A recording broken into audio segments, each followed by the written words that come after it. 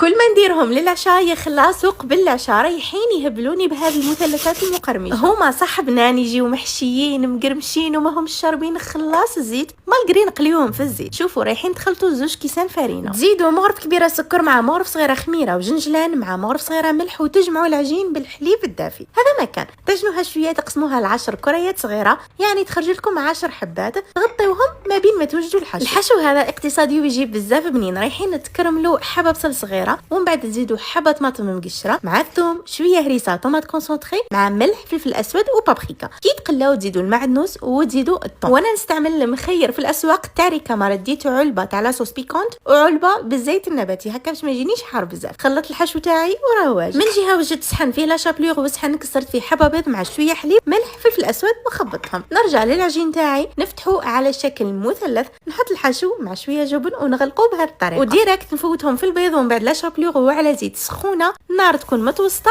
نقليهم حتى يتحمروا بهذا الشكل. ما راحش يديو لكم خلاص الوقت ويجيو يقرمشوا وبزاف بنان. وهكا بدون فرن وفي نص ساعه كنت وجدت المملحات تاعي، لازم تجربوهم. شوفوا لي كيفاش يجيو معسلين من داخل وبزاف بنان. ما بقى لك غير تخبي الوصفه عندك باش تجربيها. وهذا ما كان.